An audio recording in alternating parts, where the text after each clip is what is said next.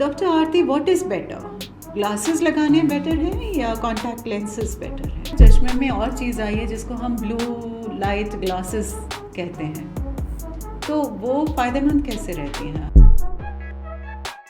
धूप का चश्मा लगाना चाहिए, जिसको देखो वही artificial eye lashes is become a part of the daily look of a person कि वो आर्टिफिशियल आई लैशेज लगाते हैं। आँखें थोड़ी वाटरी होती हैं या आँखों में से पानी आता रहता है, तो उसका क्या कारण है? तो जब छोटे थे तो हमें कुछ 20-20-20 का रूल बताया जाता था, वो आजकल भी वो वैलिड है? मतलब वो definitely it is very helpful. गाजर खाइए, आंवला खाइए, काली मिर्च, वो खाने से आजीवन आपकी आंखें बहुत अच्छी रहेंगी। आई ड्रॉप्स भी आते हैं मार्केट में, जो कहा जाता है कि उसको डालने से भी आंखें ठीक हो जाती हैं अगर चश्मा आ जाए तो।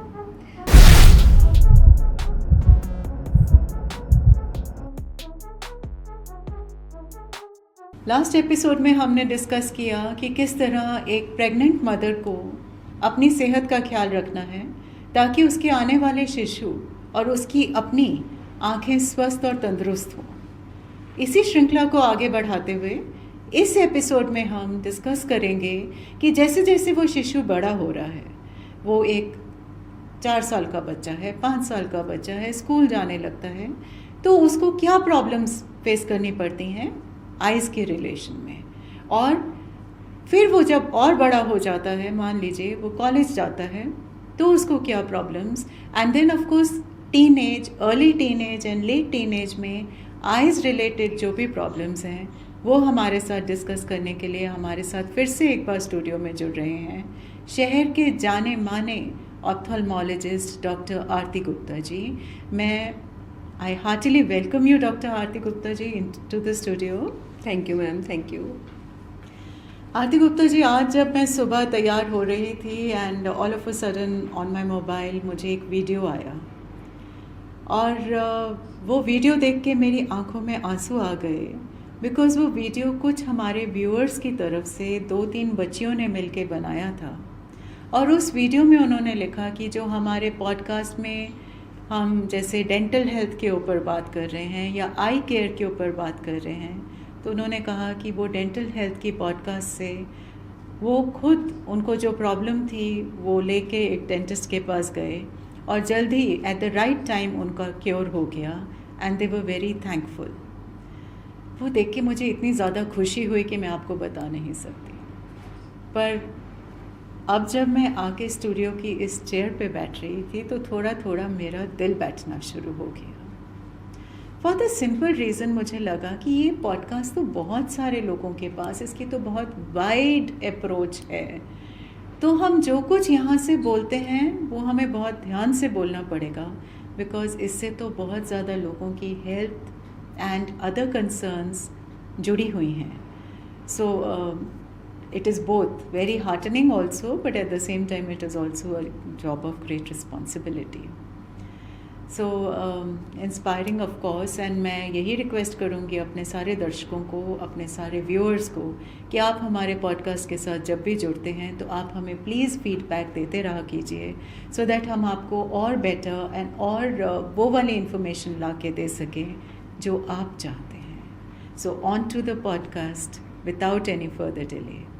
My first question to Aarti ji is, Aarti ji, आज के ज़माने में देखा गया है कि अक्सर लोग स्पेक्स लगाते हैं, जो कि हमारे ज़माने में व्हेन वी वर यंग मैंने नहीं इतना देखा था, एंड छोटे बच्चों में स्पेक्स का इंसिडेंस बहुत ऊपर चला गया है, तो इसका कोई विशेष कारण है? डेफिनेटली मैम, एक्चुअली जब भी चश्मा लगता है तो उसके 2 मेन रीज़न्स रहते हैं। एक तो आपकी जेनेटिक्स पे बहुत डिपेंड करता है। अगर एक पेरेंट को चश्मा लगा हुआ है तो हम ये कहते हैं कि बच्चे में चश्मा लगने के चांसेस बढ़ जाते हैं। 40% चांसेस हम कहते हैं कि बढ़ जाते हैं, और अगर दोनों पेरेंट्स को चश्मा लगा है तो 80% चांसेस हैं कि बच्चे को चश्मा आएगा। बिसाइड्स दैट, सो इवेंचुअली लगता है कि आने वाले जेनेटिक्स में सबको चश्मा लग जाएगा, बिकॉज वन और बोथ द पेरेंट्स को तो अब लगने शुरू हो ही गए हैं। नंबर 2 जो है वो है आजकल का हमारा लाइफस्टाइल, जिसमें कि हम पूरा दिन स्क्रीन्स के साथ ग्लूड हैं। हमारा जो स्क्रीन टाइम है वो बहुत ज़्यादा बढ़ गया है। जो एक हमारी ग्लोबल स्टैटिस्टिक्स हैं वो ये बताती हैं कि 16 to 60 इयर्स एज ब्रैकेट का अगर देखा जाए तो average screen time per person 5 to 6 hours बता रही हैं वो, जबकि जो रिकमेंडेड स्क्रीन टाइम है that is at the max 2 hours. तो more than double, Yes. More than double the screen exposure. तो उसके कारण क्या हो रहा है कि जो माइंड है उसको ये सिग्नल जा रहा है कि आइज़ जो हैं उनको नियर का ही देखना है, जबकि जो हमारी आइज़ हैं वो इस तरह से बनी हैं कि वो डिस्टेंस का देखने के लिए डेवलप्ड हैं। तो उसमें क्या होता है कि जो आई बॉल है वो थोड़ा इलोंगेट होना शुरू हो जाता है, जिसके कारण आपको नज़दीक का तो दिख रहा है लेकिन दूर की जो दृष्टि है आपकी वो कम हो रही है। प्री कोविड और पोस्ट कोविड में हम देख रहे हैं कि जो मायोपिया है उसका जो है ट्रेंड इंक्रीजिंग है। मायोपिया बेसिकली क्या है, जिसमें दूर की नज़र जो है बच्चों की कम हो रही है। बेसिकली उसमें क्या हो रहा है कि बच्चों का जो स्क्रीन टाइम है वो बढ़ गया है। पहले parents they use to avoid giving mobile screens iPads to the children, लेकिन जब कोविड आया तो बच्चों के हाथ में ये सब चीज़ें आ गई, देनी ही पड़ी क्योंकि उनकी स्टडी थी। तो उसके कारण क्या हुआ, जब ये स्क्रीन्स उन्होंने रेगुलर बेस पे 2 इयर्स के लिए यूज़ की तो उनको उसकी हैबिट हो गई, अब वो उनसे छूट नहीं रही हैं। और तो उसके कारण क्या हुआ है कि जो मायोपिया है वो बहुत बढ़ गया है बच्चों में। ऑलमोस्ट जैसे पहले अगर 2 से 5 बच्चों को 50 में से लगा था चश्मा, तो अभी 50% बच्चों को चश्मे जो हैं वो चढ़ गए। नंबर 2 आप देखते होंगे बच्चों का जो आउटडोर एक्सपोजर है, आउटडोर एक्टिविटीज़ हैं, एक्सपोजर टू सनलाइट वो बहुत कम हो गया है। अंदर ही बच्चे रहना, ज़्यादा इंडोर्स ही रह रहे हैं, अंदर रहना ही पसंद कर रहे हैं। तो उसके कारण क्या हुआ है, उससे भी जो चश्मों का इंसिडेंस है वो बढ़ गया है। आउटडोर जो हम सनलाइट एक्सपोजर कहते हैं, मीन्स सनलाइट भी आइज के ऊपर इफेक्ट करता है, या इट इज़ कि आउटडोर जब जाते हैं तो वो लॉन्ग डिस्टेंस देखते हैं एंड मसल्स रिलैक्स होती हैं? Both ways. सनलाइट बेसिकली जैसे हम जानते हैं कि विटामिन डी जो है उससे बनता है। नंबर 2, जब बाहर जाएंगे तो नेचुरली आइज जो हैं they will be condition to see at a distance. तो उससे जो आपकी मायोपिया के चांसेस, मायोपिया बेसिकली हम उसको बोलते हैं जिसमें आपका नज़दीक का तो दिख रहा है, दूर का नहीं दिख रहा है, तो उसके चांसेस जो हैं डेफिनेटली कम हो जाते हैं। जो छोटे बच्चों को स्पेक्स लगती हैं वो जैसे वो बड़े होते हैं या मैच्योर होते हैं तो वो उतर भी जाती हैं। अगर चश्मा एक बार आपको लग गया है तो उसके उतरने के चांसेस ऑलमोस्ट निल हैं। चश्मा जो है बेसिकली आपकी आईबॉल के आकार के हिसाब से लगा है। आपकी आईबॉल जो है वो इलोंगेट हो गई है, उसके कारण आपको चश्मे की ज़रूरत पड़ी है। इसमें हम पेशेंट को भी यही समझाते हैं कि जिस तरह से आपकी हाइट है, अगर वो एक सर्टेन हाइट अचीव हो गई है, जैसे कि अगर 6 फीट हो गई है तो अब वो 5 फीट नहीं हो सकती है। उसी तरह से आईबॉल ने जो साइज़ ले लिया है वो अब हम दोबारा से उसको कम नहीं कर सकते हैं। चश्मा अगर आपको एक बार लग गया है तो आइडियली बच्चे को चश्मा पूरा दिन पहनना चाहिए। पूरा दिन? तो वो तो कभी पढ़ेगा कभी खेलेगा, तो क्या वो उसके स्पेक्स लॉन्ग डिस्टेंस के लिए एंड शॉर्ट साइटेडनेस के लिए, दोनों के लिए होते हैं कंपैटिबल? ये जो बिफोर द एज ऑफ 40 चश्मा लगता है ये हर डिस्टेंस के लिए वर्क करता है, चाहे आप दूर देख रहे हैं चाहे आप पास देख रहे हैं। बेसिकली जो चश्मा आपने लगाया है वो आपको जितनी देर आप जाग रहे हैं, सुबह उठिए लगा लीजिए, रात को सोने से पहले ही रिमूव करना है। ओनली देन आप अपने विजन को स्टेबल रख सकते हैं, नहीं तो फिर नंबर बढ़ने के चांसेस बढ़ते जाते हैं। अक्सर लोगों को ये मैंने कहते सुना है, इवन जो लेट एज में स्पेक्स लगती हैं उसमें भी लोग कहते हैं कि अगर चश्मा ज़्यादा लगाएंगे तो चश्मे से ही देखने की आदत पड़ जाएगी, फिर आंखें खुद एडजस्ट नहीं करती। और I can call it a superstition है, एक तरह का एक गलत विश्वास है मुझे लगता है, कि जो हमें लगता है कि नहीं, आंखों को खुद एडजस्ट करना चाहिए with the changing this thing और अपने आप ठीक दिखना शुरू हो जाएगा। इस तरह का कुछ भी नहीं होता है। अगर आपको चश्मा लगा है तो बेसिकली क्या है, जब आप चश्मा लगाना शुरू करते हो तो जो आपकी आई की मसल्स हैं they go into a relaxed state. तो डेफिनेटली जब आई की मसल्स को रिलैक्सेशन मिलेगी तो you will like to wear glasses more. आपको वो लगाना अच्छा लगेगा क्योंकि अब आपकी eyes they are more comfortable. That is it. उससे अदरवाइज ऐसा कुछ नहीं होता है कि आपको नज़र अपने आप ठीक हो जाएगी या आप नहीं लगाइए, that is not. What is better, glasses लगाने बेटर हैं या कॉन्टैक्ट लेंसेज बेटर हैं? Glasses are safer on any day. जब भी हम कहेंगे आपको कि अगर आप ग्लासेस वियर कर सकते हैं तो there is nothing like that. Contact lenses आप वियर कर सकते हैं लेकिन स्ट्रिक्ट हाइजीनिक मेजर्स के साथ, क्योंकि कॉन्टैक्ट लेंस बेसिकली एक फॉरेन बॉडी है जिसको आप अपनी आई के ऊपर स्टिक कर लेते हैं। तो उससे एलर्जीज और इन्फेक्शन के जो चांसेस हैं वो बहुत बढ़ जाते हैं अगर आप स्ट्रिक्ट हाइजीन फॉलो नहीं करते हैं। तो try to wear contact lenses अगर आपको बहुत ज़्यादा जरूरी है, ओकेजनली वियर कीजिए, वीकेंड्स पे वियर कीजिए, पार्टी फंक्शन पे वियर कीजिए, but with strict hygienic measures. और कॉन्टैक्ट लेंसेज जो हैं उसमें हम प्रेफरेबली हम कहते हैं कि आप daily disposable contact lenses wear कीजिए, क्योंकि उसमें हाइजीन मेंटेन करना बहुत ईजी हो जाता है। जो मंथली और ईयरली कॉन्टैक्ट लेंसेज आते हैं उनमें फिर इतना सेफ नहीं रहता है, क्योंकि उनको आपको स्टोर करना पड़ता है, solution time to time change करना पड़ता है, तो उसमें प्रोटीन डिपॉजिट्स हो जाते हैं, इन्फेक्शन के चांसेस रहते हैं। तो daily disposables contact lenses are you can use them, but just take care of the hygiene. जब आप लेंसेज लगा रहे हैं तो पानी ना स्प्लैश ना करें, आइज को वॉश ना करें, मेकअप अगर आप कर रहे हैं तो वो ध्यान से करें। लेंसेज लगा के कभी भी सोना नहीं है, just wear it only during waking hours. Comparatively glasses better हैं। चश्मे में और चीज़ आई है जिसको हम ब्लू लाइट ग्लासेस कहते हैं, तो वो फ़ायदेमंद कैसे रहती हैं हमारे? बेसिकली जो हमारी आइज़ हैं इनको ब्लू लाइट ग्लासेस की कोई ज़रूरत नहीं है। हम यही पेशेंट्स को भी कहते हैं कि you don't need them actually. उससे बेटर ये है कि जितने भी ये गैजेट्स हैं इनमें एक सॉफ्टवेयर आता है जिससे ब्लू लाइट फिल्टर हो जाती है, तो you go for that software rather than wearing this blue light glasses. ये जो ब्लू लाइट ग्लासेस हैं ये आपके इनफैक्ट स्लीप वेक साइकिल को भी डिस्टर्ब कर सकती हैं, क्योंकि ये क्या करती हैं कि आपकी जो यूवी लाइट आइज के अंदर जानी चाहिए उसको भी ब्लॉक कर देती हैं। कुछ एक रेडिएशन ऐसी है जो आपकी आइज के अंदर जानी चाहिए, ये उसको अगर आप पूरा दिन पहन के रखते हो तो वो भी ब्लॉक हो जाती है, और उससे आपकी बॉडी का सर्केडियन रिदम जो है वो डिस्टर्ब होता है। और फिर बच्चे जो हैं उनको रात को नींद नहीं आती, देर रात तक जागते हैं, सुबह फिर लेट उठते हैं, तो उससे सारा डिस्टर्बेंस आती है।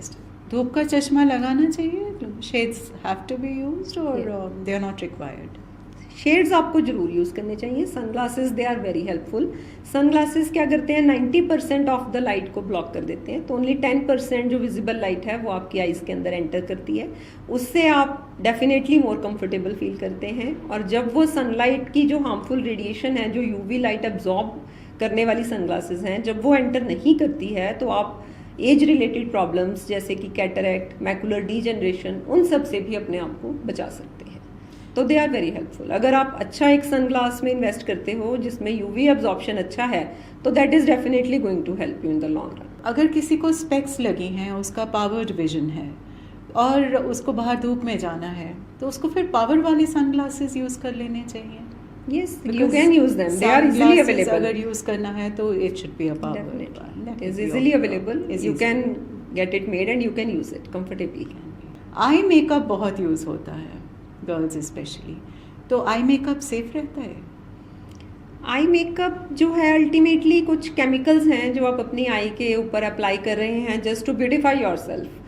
तो इसमें we as doctors don't recommend it. हम ये कहते हैं कि आप इसको रेगुलर बेसिस पर तो अवॉइड ही करें, क्योंकि जब आप अपनी आइज़ में इसको लगाएंगे तो उससे आप इन्फेक्शन के, एलर्जीज के चांसेस बढ़ा लेंगे। उसमें क्या है, फिर एक लोग शेयर कर लेते हैं मेकअप प्रोडक्ट्स, ब्रशेस शेयर कर लिए, स्पेशली पार्लर्स वगैरह में तो आई गेस एक जैसे ही यूज होते हैं। Yes. Very risky. तो वो फिर आपको जो है उससे इन्फेक्शंस और एलर्जीज बढ़ जाती हैं। अगर आपने लगाना है आई मेकअप तो try to use it occasionally, fresh products use करें, ठीक है, अच्छी क्वालिटी के यूज करें, and don't share it with anyone. और एक आजकल बहुत ज़्यादा आ रहा है आर्टिफिशियल आई लैशेज़, जिसको देखो वही artificial eye lashes is become a part of the daily look of a person कि वो आर्टिफिशियल आई लैशेज़ लगाते हैं, तो उससे भी कोई हार्म होता है आइज़ में? जो आर्टिफिशियल आई लैशेज़ हैं बेसिकली उनको चिपका लिया जाता है एक ग्लू के साथ, तो कई बार अगर वो स्टिक हो जाते हैं तो उनको रिमूव करना बड़ा मुश्किल हो जाता है, तो उससे आई इंजरीज और एलर्जीज जो हैं वो हमेशा हो सकती हैं। हमारे पास पेशेंट्स आते हैं जिनके फिर हमें बाद में उसको सलाइन से क्लीन करके हम उसको बड़ी मुश्किल से रिमूव करते हैं because the patient is stuck, लेकिन आइडियली तो they should be avoided. Even they should be, they are also harmful for the eyes, because eyelid के ऊपर अगर चिपक गए हैं या ग्लू स्टिक कर रहा है तो it is going to damage the eye tissue also. अगर आप नेचुरल किसी भी ऑर्गन के साथ कुछ भी छेड़छाड़ करेंगे तो there are going to be the consequences, उसका कुछ ना कुछ बुरा असर तो होगा ही। एक आजकल सुनने में आ रहा है ड्राई आई के बारे में, कि ये क्या मतलब होती है? ड्राई आइज को एक हम कंप्यूटर विजन सिंड्रोम का नाम देते हैं। बेसिकली क्या है कि आजकल जो हमारा स्क्रीन टाइम है वो बहुत बढ़ गया है। उसके कारण क्या होता है कि ये जो सारे गैजेट्स हैं, ये जो लैपटॉप्स हैं, आईपैड्स हैं, कंप्यूटर स्क्रीन्स हैं, इवन मोबाइल की स्क्रीन्स हैं, ये सब एक ब्लू लाइट एमिट कर रही हैं। तो उससे क्या है कि हमारी जो आंखें हैं उनके ऊपर की जो आंसुओं की परत है, जिसको हम टीयर फिल्म बोलते हैं, वो ड्राई अप होना शुरू हो जाती है। जिसके कारण कि जो लोग प्रोलॉन्ग स्क्रीन यूज़ करते हैं उनको आइज़ में irritation, redness, even watering, then headaches, eye aches, इस तरह के जो इश्यूज़ हैं वो आना शुरू हो जाते हैं। तो इसके लिए बेसिकली हम आपको रेगुलर जो ब्रेक्स हैं वो एडवाइस करते हैं कि आप स्क्रीन यूज़ करें, लेकिन रेगुलर आप कुछ टाइम के बाद ब्रेक लेते रहें। रेगुलर, उसको लगातार नहीं लगे रहें, क्योंकि जो ड्राई आइज़ हैं वो एक बड़ी क्रॉनिक प्रॉब्लम है। अगर एक बार शुरू हो गया तो फिर आपको ड्रॉप्स जो हैं वो डालते ही रहना पड़ता है। अच्छा, अपने आप से ठीक भी नहीं होती? नहीं, बिल्कुल भी नहीं। जिस तरह से स्किन ड्राई हो जाए तो आपको you have to use moisturiser, उसी तरह से अगर आपकी एक बार आइज ड्राई होना शुरू हो गई हैं तो फिर आप you have to use lubricant drops. तो उससे बेटर है कि अभी आप अपने जो स्क्रीन यूजेज उसकी हैबिट्स को इम्प्रूव करें, हाइजीनिकली यूज़ करें, ताकि इस तरह के इश्यूज़ आपको ना आए ही ना। आँखें थोड़ी वाटरी होती हैं या आँखों में से पानी आता रहता है, तो उसका क्या कारण है? इसमें बहुत ही एक अमेजिंग सी बात है कि ये भी ड्राई आइज़ के कारण ही है। और ये बात समझनी बहुत ज़रूरी है कि जो हमारी बॉडी है, it is such a well oiled machinery कि अगर बॉडी में किसी चीज़ की कमी हुई तो it tries to compensate itself. तो उससे क्या होता है, जब आपकी आइज़ ड्राई होती हैं तो बॉडी उस ड्राइनेस को ख़त्म करने के लिए और ज़्यादा पानी सिक्रेट करती है। तो जब हम पेशेंट्स को कहते हैं कि आपको ड्राई आइज़ में वाटरिंग हो रही है तो patients they are just surprised कि ऐसा कैसे पॉसिबल है, कि ड्राइनेस में वाटरिंग कैसे हो सकती है। लेकिन इट इज़ वन ऑफ भीगी आंखें हैं तो ड्राई कैसे हो सकती है? It is one of the science of dry eye. छोटे बच्चे जब सो के उठते हैं कभी कभी तो वो अपनी आंखें मलते हैं, या कई बार लोग भी अपनी आंखें मलते हैं कहने के लिए कि हम आंखें साफ कर रहे हैं। Eye rubbing is strictly not recommended, बिल्कुल भी नहीं करनी चाहिए। बिकॉज वही बात है कि जब आप अपनी आइज़ को रब करते हैं, डेली बेसिस पे रब करते हैं, तो आपके कॉर्निया की जो पुतली है उसकी शेप चेंज होना शुरू हो जाती है। उससे कई तरह का आपको रिफ्रैक्टिव एरर भी आ सकता है, एस्टिग्मेटिज्म बोलते हैं हम, सिलेंड्रिकल नंबर है जो, वो आ सकता है। तो हम बिल्कुल भी आइज़ रबिंग को जो है वो नहीं, you should not do it. तो फिर आंखों को साफ कैसे किया जाए डॉक्टर साहब? आइज़ की क्लीनलीनेस में वही कहूँगी मैम मैं कि आइज़ जो हैं उसमें टीयर्स हैं, अगर सफिशिएंट अमाउंट में हैं तो they are in themselves sufficient to clean the eyes. आपको कुछ भी एक्स्ट्रा प्रिकॉशंस नहीं लेने हैं आइज़ को क्लीन रखने के लिए। तो आप स्क्रीन टाइम अपना कम कर दीजिए, टीयर्स सफिशिएंट होंगे तो आइज़ आर डेफिनेट अपने आप ही क्लीन हो जाएंगी, कुछ और करना नहीं है। छोटे थे तो हमें कुछ 20-20-20 का रूल बताया जाता था, वो आजकल भी वो वैलिड है? मतलब वो definitely it is very helpful. Specially जैसे अभी आपने मुझसे ड्राई आइज़ का पूछा है तो उसमें ये बहुत हेल्पफुल है। इसमें हम क्या आपको एडवाइस करते हैं कि हर 20 मिनट के बाद, 20 मिनट्स के बाद 20 सेकेंड्स का आप ब्रेक लेंगे to look at an object which is 20 feet away. उससे क्या होगा, जब आप रेगुलर ब्रेक्स लेंगे, एक तो आप अपनी आइज़ को ब्लिंक करेंगे, जो हमारा नॉर्मल ब्लिंक रेट है दैट इज़ 18 to 20 पर मिनट। लेकिन जब कोई पर्सन स्क्रीन यूज़ कर रहा है तो it reduces to 8 to 9 blinks per minute. उससे क्या है, जो ब्लिंक्स हैं basically they just work like a wiper. तो वो आपकी जो टीयर फिल्म है वो डिस्टर्ब होना शुरू हो जाती है, ड्राई होना शुरू हो जाती है। तो जब आप ब्रेक लेंगे तो वो आप रीफॉर्म कर लेंगे उसको। नंबर 2, आपकी जो आई की मसल्स हैं, जब आप डिस्टेंस किसी उस पर देखेंगे तो उनको भी रिलैक्सेशन मिल जाएगी, बीच में उनको टाइम मिलेगा to take a break. Very good idea. So इसका मतलब कि बच्चों का जो स्टडी टेबल है घर पे, या if you are working on your desktop or something like that, और इवन ऑन योर लैपटॉप, तो अपना टेबल कुछ ऐसे प्लेस कीजिए किसी विंडो के सामने, किसी खिड़की के सामने, जहाँ पे आप हर एक 20 मिनट के बाद आराम से बाहर का नज़ारा देखिए for 20 seconds and then come back to work. So it is both entertainment and relaxation, both हो जाती है। So डॉक्टर आरती, अब मैं आपसे कुछ क्विक रैपिड फायर क्वेश्चंस पूछना चाहती हूँ विच आर एक्चुअली मिथ्स, या हमारी सोसाइटी में कुछ ऐसी बातें जो चलती हैं अक्सर, उनके बारे में मैं पूछना चाहती हूँ कि कितना सच है और कितना सही है। First thing I want to ask you is doctor साहब कि कहा जाता है कि सुबह उठिए तो सबसे पहले अपना जब मुंह धोना है तो खूब सारे आंखों में ठंडे पानी के छींटे करने चाहिए, एंड नॉट ओनली दैट, वो कभी कभी कहा जाता है अपने मुंह में पानी भर के एंड देन उसमें आइस वॉश कीजिए। So that is not going to help ma'am. Actually वो क्या करेगा, जब आप आइस को अपनी पानी स्प्लैश करेंगे, आइस को वेट करेगा, टेम्पररी आपको रिलीफ देगा, लेकिन लॉन्ग टर्म में क्या करेगा कि जो आंसू बचे हुए हैं you are basically washing them off. उससे क्या है कि ड्राइनेस की समस्या, प्रॉब्लम जो है वो आपको और बढ़ जाएगी, आप एक बेसिकली विशियस साइकिल में चले जाएंगे।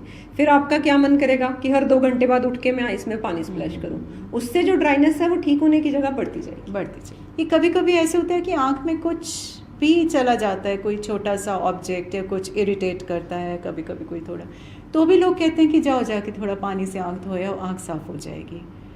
तो at that time you can use water basically just to wash it off, लेकिन अगर इरिटेशन परसिस्ट करती है तो इट इज बेटर कि you visit an eye surgeon, that will be better for you, for your eyes health basically. So never neglect your eyes, कभी भी कोई risk लेना ठीक नहीं है। एक डॉक्टर साहब, बड़ा कहा जाता है कि गाजर खाइए, आंवला खाइए, सौंफ, मिश्री, काली मिर्च, कुछ ऐसे भी नुस्खे बताए जाते हैं कि वो खाने से आजीवन आपकी आंखें बहुत अच्छी रहेंगी। अगर तो आपको ग्लासेस नहीं है, एक हेल्दी लाइफस्टाइल मेंटेन करने के लिए आप हेल्दी डाइट ले सकते हैं। जो आईज हैं आपकी, वो आपकी बॉडी का ही पार्ट है। अगर आपकी बॉडी हेल्दी रहती है तो definitely it is going to help your eyes. लेकिन if you are wearing glasses और आप इस उम्मीद में ये सब खा रहे हो कि ये उतर जाएंगे, that is not going to happen. चश्मा अगर आपको आ गया तो you have to wear it, उसके अलावा उसका कोई ऑप्शन नहीं बचता है। उपचार नहीं। आई ड्रॉप्स भी आते हैं मार्केट में, जो कहा जाता है कि उसको डालने से भी आंखें ठीक हो जाती हैं अगर चश्मा आ जाए तो। पेशेंट जब भी हमारे पास आता है, 90% ऑफ द पेशेंट्स वो ड्रॉप्स यूज़ करके ही आते हैं, क्योंकि वो पहले कोशिश करते हैं कि शायद ड्रॉप से चश्मा उतर जाएगा, लेकिन इन ड्रॉप्स में ऐसा कुछ भी नहीं है। बेसिकली उन्होंने कुछ एक प्याज, लहसुन एंड कैरेट्स का रस डाल दिया है उसमें, जो कि आइज़ को इरिटेट करता है और इनफैक्ट ड्राइनेस को बढ़ा देता है। वो उसने चश्मा तो क्या उतारना है, उल्टा न्यू प्रॉब्लम क्रिएट हो जाती है पेशेंट्स को, एलर्जीज हो जाती हैं इन सब चीज़ों से। तो ideally you should refrain from using all this. इन सब चीज़ों से बचना ही सही है और सही अपना ट्रीटमेंट करा लेना चाहिए। कुछ आईज की एक्सरसाइजेस बताई जाती हैं। आई एक्सरसाइजेस, जिन लोगों की तो आई मसल्स वीक हैं उनको हम रेकमेंड करते हैं। कन्वर्जेंस एक्सरसाइजेस होती हैं, specially in children, they are quite helpful. जो आपको हेडेक हो रहा है, आई एक हो रहा है, उसमें हेल्पफुल हैं। लेकिन कुछ लोग आप देखते होंगे आई योगा करते हैं, दे रब देयर आईज, उसका इनफैक्ट आपको हार्म हो सकता है। उसमें क्या होता है कि जब आप अपनी आइज़ को रब करते हैं तो जो आपकी आंख की पुतली है, कॉर्निया है, उसकी शेप धीरे धीरे चेंज होना शुरू हो जाती है। उससे कई प्रॉब्लम्स जैसे कि केराटोकोनस वगैरह होने की पॉसिबिलिटी रहती है। तो आपको अपने आइज़ को रबिंग से तो डेफिनेटली बचना चाहिए। Never rub your eyes. Thank you so much doctor साहब for all the information that you have given अस।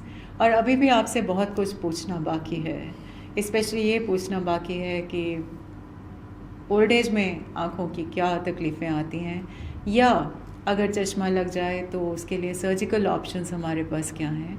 सो वो सब पूछने के लिए हम आपके साथ आगे के एपिसोड्स में जुड़ते रहेंगे। Thank you so much for being with us today in the studio. Thank you ma'am, thank you.